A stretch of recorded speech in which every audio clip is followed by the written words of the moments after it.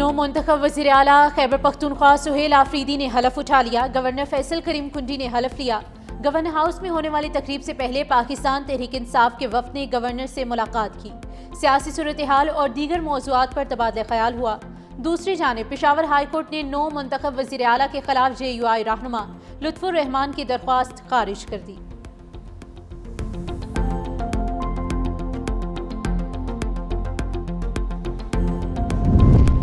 افغانستان کی کرم، چمن اور نوشکی میں پھر اشتعال انگیزی۔ پاکستان کا بھرپور جواب۔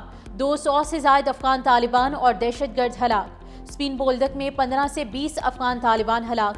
کرم میں طالبان کی 6 ٹینک پوزیشن سمیت 8 پوسٹیں تباہ۔ نوشکی سیکٹر میں غزنالی پوسٹ پر پاکستانی پرچم لہرا دیا گیا۔ چمن میں افغان طالبان اور فتنہ الخوارج کا 4 مقامات پر حملہ۔ دہشت گردوں نے پاک افغان دوستی گیٹ کو اپنی طرف سے اڑا دیا۔ پاک فوج نے حملہ پسپا کر دیا۔ کرم میں بھی طالبان پوسٹیں چھوڑ کر بھاگ نکلے۔ متعدد دہشت گردوں کو ہلاک کیا۔ امریکی ساختہ اسلحہ قبضے میں لے لیا۔ نوشکی میں پاک فوج نے 21 افغان طالبان پوسٹیں عارضی طور پر قبضے میں لی۔ کئی تربیتی کیمپ ناکارہ بنا دیے۔ پاک فوج کی بھرپور جوابی کارروائی کے بعد افغان طالبان کے ہوش ٹھکانے آ گئے۔ افغان طالبان نے چمن سیکٹر پر سپن بولدک میں فائر بندی کی درخواست کر دی۔ سیکیورٹی ذرائع کے مطابق پاک فوج کی جانب سے افغان طالبان کی جارحیت کا منہ توڑ جواب دیا جا رہا ہے۔ کسی بھی جارحیت کا جواب شدید اور توقع سے بڑھ کر دیا جائے گا۔ شکست خوردہ افغان طالبان سوشل میڈیا پر جھوٹی خبریں پھیلانے میں مصروف۔ پاک فوج کے جنگی ہتھیاروں کو قبضے میں لینے کی من گھڑت ویڈیوز جاری کر دی۔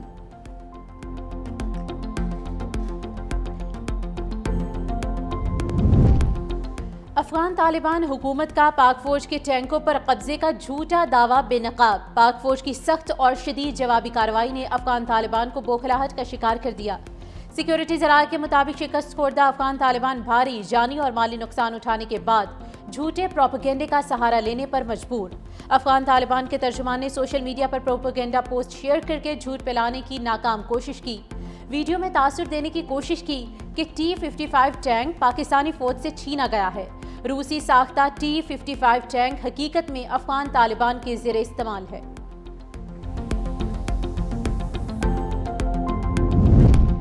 صدر مملکت آصف علی زرداری سے فیلڈ مارشل سید عاصم منیر کی ملاقات۔ ملکی داخلی، خارجی اور سلامتی کی صورتحال پر تبادلہ خیال۔ فیلڈ مارشل نے صدر مملکت کو ملکی اور خطے کی سیکیورٹی صورتحال پر بریفنگ دی۔ افغان طالبان کی اشتعال انگیزی کے جواب میں پاک فوج کے بروقت رد عمل سے آگاہ کیا۔ صدر زرداری نے ملک کی مسلح افواج کی طاقت، بہادری، صلاحیت اور ہر طرح کی تیاری پر مکمل اعتماد کا اظہار کیا۔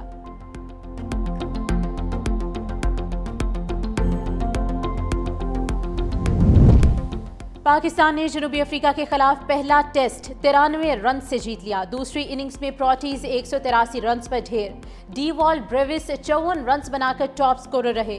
نعمان علی اور شاہین شاہ آفریدی کی 4 وکٹیں۔ ساجد خان نے 2 کھلاڑیوں کو پویلین کی راہ دکھائی۔ پاکستان نے پہلی اننگز میں 378 اور دوسری اننگز میں 167 رنز بنائے۔ جنوبی افریقہ کی ٹیم نے پہلی اننگز میں 269 رنز بنائے تھے۔ پاکستان کو 2 میچز کی سیریز میں 1-0 کی برتری حاصل۔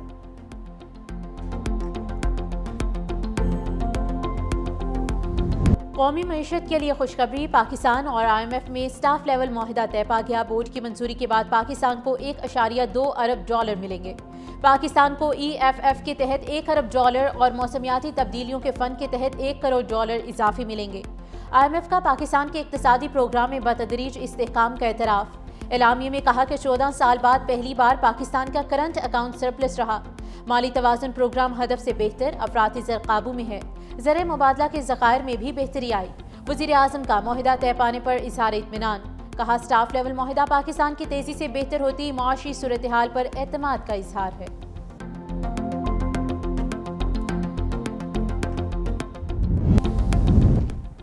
26 نومبر احتجاج کیس میں علیمہ خانم سمیت 10 ملزمان پر فرد جرم عائد۔ راولپنڈی کی انسداد دہشت گردی عدالت نے آئندہ سماعت پر استغاثہ کے 5 گواہوں کو طلب کر لیا۔ مزید سماعت 17 اکتوبر تک ملتوی۔ مقدمے کی سماعت ATC کے جج امجد علی شاہ نے کی۔ وفاقی وزیر داخلہ محسن نقوی اور وزیر مملکت داخلہ طلال چودھری کی راولپنڈی میں شہید لیفٹیننٹ کرنل جنید کے گھر آمد۔ محسن نقوی اور طلال چودھری کے شہید کے اہل خانہ اور بچوں سے ملاقات۔ سوگوار خاندان سے اظہار تعزیت، لیفٹیننٹ کرنل جنید کے درجات کی بلندی کے لیے دعا کی گئی۔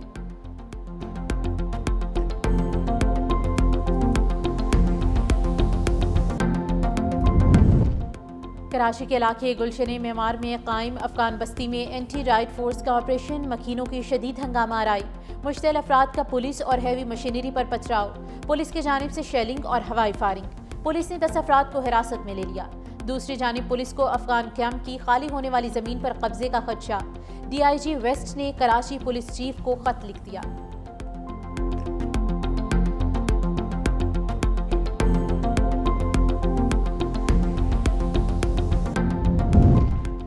سابق اسپیکر سندھ اسمبلی آغا سراج درانی طویل علالت کے بعد انتقال کر گئے۔ آغا سراج درانی کراچی کے نجی ہسپتال میں زیر علاج تھے۔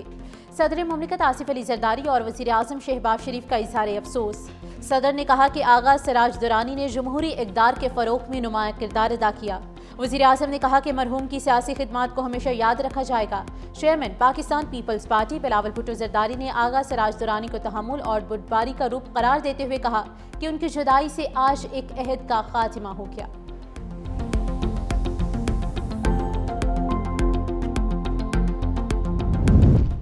پیپلز پارٹی کے سینئر رہنما آغا سراج درانی کی میت کراچی میں ان کی رہائش کا منتقل وزیر اعلیٰ سندھ سید مراد علی شاہ، صوبائی وزراء ضیاء الحسن لنچار، امتیاز شیخ، رکن قومی اسمبلی میر منور تارپور اور دیگر تعزیت کے لیے رہائش گاہ پہنچ گئے۔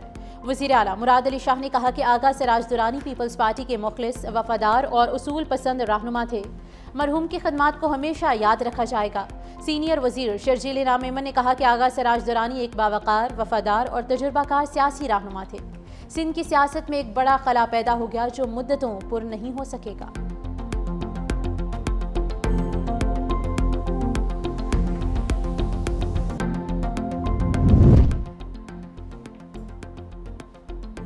صدر ٹرمپ کا ایک بار پھر حماس کو جلد غیر مسلح ہونے کا پیغام، خبردار کیا کہ حماس کو غیر مسلح ہونا ہوگا، نہ ہوا تو ہم کر دیں گے۔ حماس کو غیر مسلح کرنے کا یہ عمل ممکنہ طور پر پرتشدد ہوگا۔ اسرائیل کے تمام 20 زندہ یرغمالی واپس آ چکے، ابھی کام مکمل نہیں ہوا۔ وعدے کے مطابق تمام ہلاک مغویوں کی لاشیں واپس نہیں آئیں۔ غزہ جنگ بندی کا دوسرا مرحلہ اب شروع ہو رہا ہے۔ حماس نے مزید 4 یرغمالیوں کی لاشیں ریڈ کراس کے حوالے کر دی۔ مزید 4 لاشیں آج کسی وقت حوالے کی جائیں گی۔ اسرائیل کی جانب سے بھی 45 فلسطینیوں کی میتیں غزہ بھیج دی گئیں۔ ادھر غزہ میں شہید فلسطینیوں کی لاشیں ملنے کا سلسلہ جاری، مزید 44 لاشیں اور 29 زخمی اسپتال منتقل۔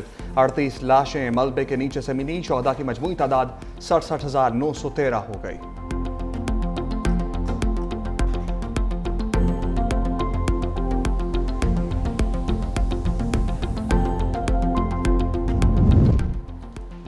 لاہور بورڈ نے انٹرمیڈیٹ پارٹ 1 کے نتائج کا اعلان کر دیا۔ 1,72,000 امیدواروں میں سے 79,500 فیل ہو گئے۔ کامیابی کا تناسب 53.77% رہا۔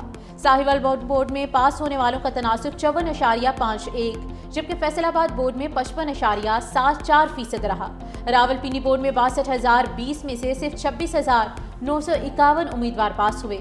کامیابی کا مجموعی تناسب 43.46% رہا۔ گوجرانوالہ بورڈ میں کامیابی کا تناسب 49.97% رہا۔